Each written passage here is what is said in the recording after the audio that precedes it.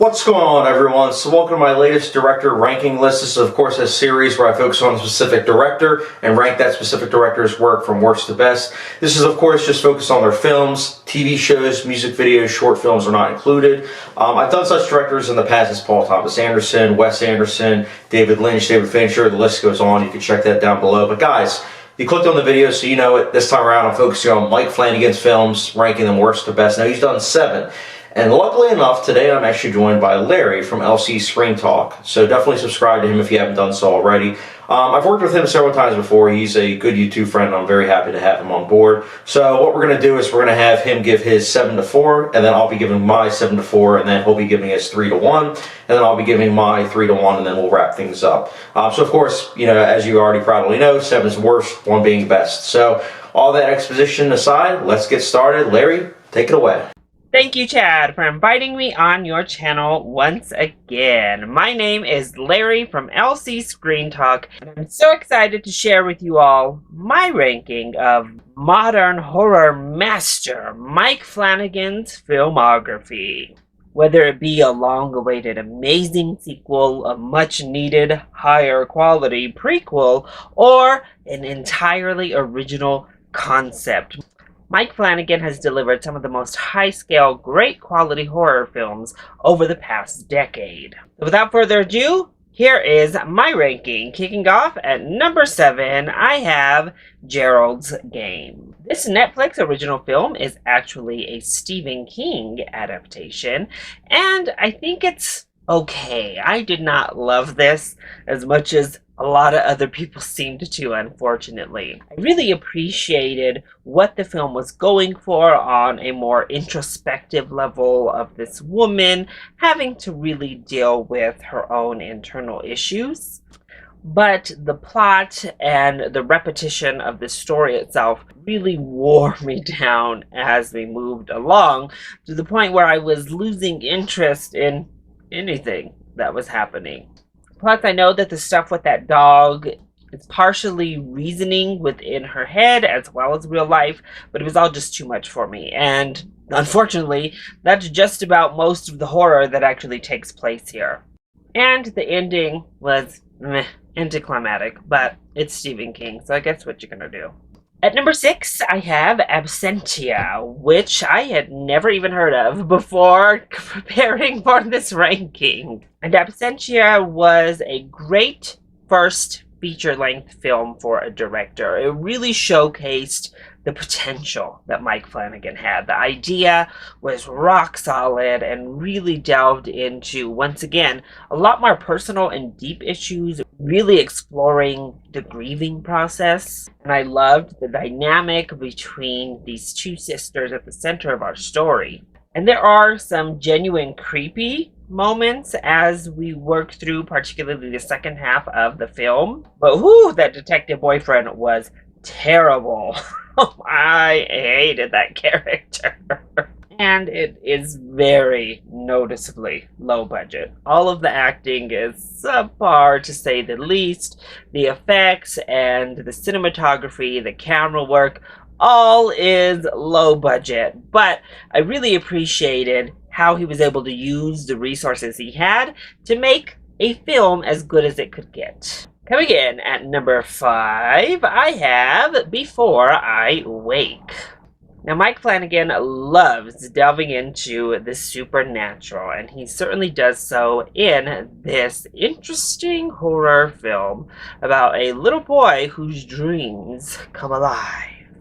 I think the performances across the board here are actually really strong and elevate a lot of the script issues that take place. The effects are also pretty fantastic, and this idea is really intriguing and interesting. Plus, this is an instance where I think the reveal that takes place feels warranted and actually added to the overall narrative that was being told. Unfortunately, some of the mythology is a bit shaky and doesn't quite hold ground. And some logic has to be suspended, particularly when we're dealing with the child protective system. But overall, this was a fun little horror film for sure.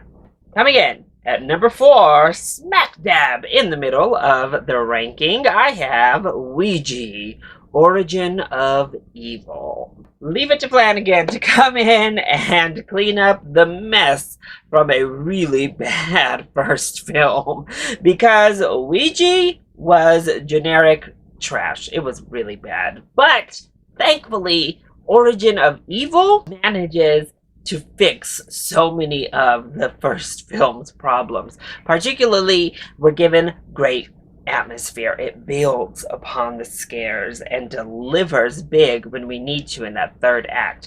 The acting in this film is really great. The effects are also top-notch, and it utilizes jump scares intermixed with that atmosphere really well. At the end of the day, it falls below my top 3, just because it's not as memorable as they are. There's not that originality factor or top tier filmmaking on display with the top 3 here on my ranking, but it's a really strong, fun horror film. All right, awesome. Thank you very much, Larry. So, kicking things off, my number 7 is Absentee, which, just like Larry, I never heard of this movie until I decided to do this ranking list. And this movie is, it has some sparks of, like, Flanagan's style, but I think overall it's pretty forgettable. Like, when I saw this in preparation for doing this ranking list, afterwards I was like, man, I better start reviewing this, right away on terms of Letterboxd, because there's no way I'm going to actually remember this movie. And yeah, that's sure enough. I'm sure if I pulled up my review, I would fully remember it, but alas, it's a pretty forgettable movie. It's not to say it's terrible, it's just for me personally, because it's debut, it was just kind of disappointing to say the least, but that's why it's my number 7. Next up, my number 6 is Before I Wake, which, the thing about this movie is that I had heard some good things about this movie, but I think overall, kind of like Absentee, it's kind of disappointing. It's got a great cast, the premise is intriguing to say the least, but I think that the plot and story overall kind of meander a bit too much, and it just wasn't scary. It's a horror film, and I wasn't creeped out really. I wasn't scared, like I said, and I just thought that overall it just didn't really work fully. I thought, again, it was a waste of potential, but alas, that's why it's my number 6. Next up, my number 5 is Ouija, Origin of Evil. This was a surprise. I was not expecting this movie to be enjoyable because I saw the first Ouija, I believe it was in 2014, and I did not like it. So a couple years later when this came out, I wasn't excited for it, but I had heard good things about it, so I watched it. Now keep in mind, in 2016, I didn't really know who Mike Flanagan was, so I watched it, and lo and behold, I found myself quite enjoying this movie, and it actually fixes some glaring mistakes in the first one. Ouija, Origin of Evil, it's nothing amazing, but, the fact that it's a sequel that betters itself than the original, it's something to behold. Definitely worth your time, I would say. And that's why it's my number 5. Next up, my number 4 is Gerald's Game. Now, Gerald's Game I like a little bit more than Larry, and I think that's partially because I found it to be quite suspenseful. Again, not going to spoil anything, but with the premise itself and what happens, it's just one of those situations where I myself, if I was in that situation, I wouldn't know what to do. So the fact that you have this character that you're able to, relate to, because it's like, wow, like if I was in that situation, what would I do?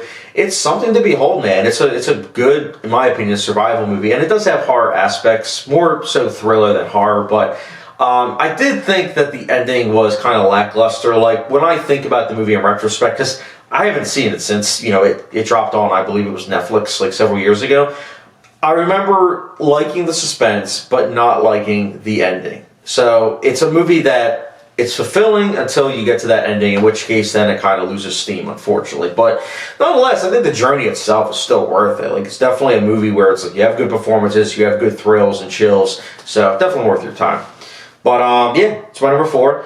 So Larry, you're up next to give your 3 to 1. Coming in at number 3, I have Hush.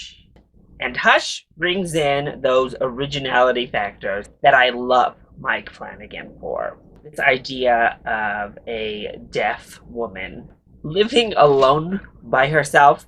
Independent, you go girl. But having her house attacked by an outsider was such an interesting and intriguing concept that Flanagan utilizes really well to build up the tension and the scares. Like any good slasher film, I definitely had times where I was getting frustrated. I was like, you can take him, girl. This man, no. But seeing someone who is just in it for the hunt is always a disturbing concept to me. Someone who just relishes in the kill. But the acting was great. The sound design was wonderful. Slasher kill and fight that goes down is just what you're hoping for from a good slasher film. And it's all elevated with this new idea to kind of freshen things up a bit. Coming up in my runner-up position, I have Oculus. I love Oculus. I have thought this was an underappreciated gem from the first time I saw it upon release. This was a horror film unlike any other I had really seen up to that point, and it still stands alone with this amazing concept of this mirror. And it does what so few movies succeed at, and that is interweaving this back and forth flashback narrative into its structure and make it work and actually enhance the storytelling, because so often that actually stilts and halts momentum for me. But here, it just adds to the madness of the film that you are watching. Karen Gillan and Brenton Thwaites are both great in their roles. The ideas, the mind screw of the entire concept and how it's executed is amazing. And my favorite horror films oftentimes are those ones that just leave me feeling sick, that leave me feeling disheartened, that leave me just feeling horrified. And Oculus is definitely one of those where I'm just sad and horrified at the twist that ends up happening and where it leaves our characters. It's so well done and such a great film. And coming in at number one, my favorite film from Mike Flanagan is Dr. Sleep.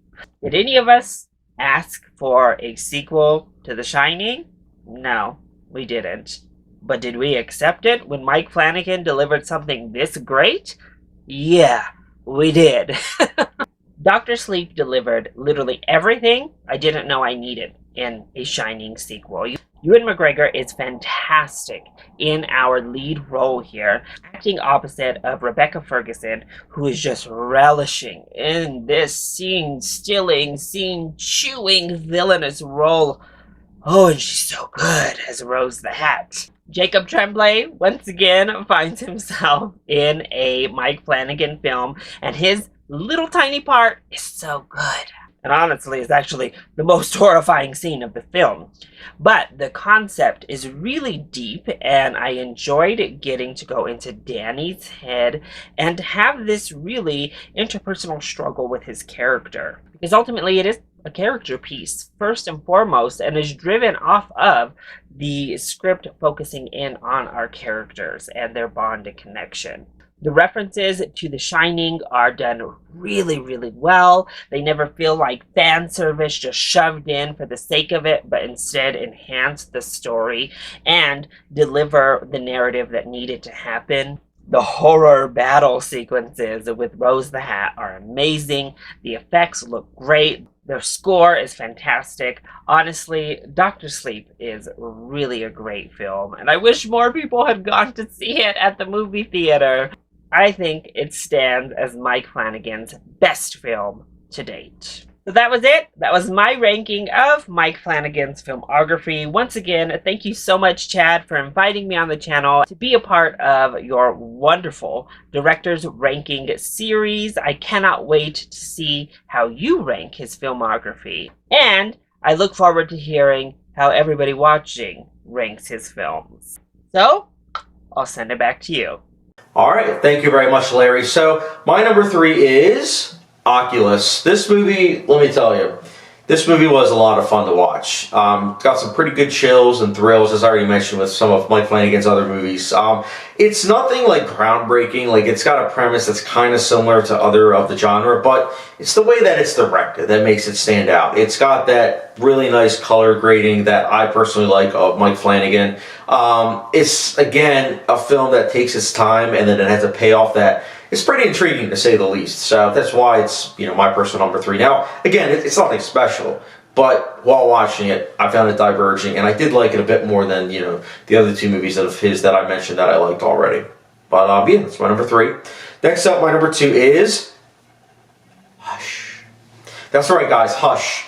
So Hush was a movie that I don't know, honestly, if I would have watched when it came out. I believe it came out 3-4 years ago. I don't know if I would have watched it, but I know my coworker with where I worked at ShopRite like 3-4 years ago, I remember him talking about like, oh, did you see the trailer for that movie? And I hadn't. So we decided that we would watch it at the same time. And sure enough, we watched it at the same time. I'm glad that I did, because this movie is 80 minutes of pure suspense. I think it's very intriguing, to say the least. It's very economic. I think that's the best word to use. It's very economic. It's a very low-budget movie, but it doesn't really feel as such because it makes perfect use of every single second. It's got a great lead performance. It's a movie that I could definitely see myself rewatching.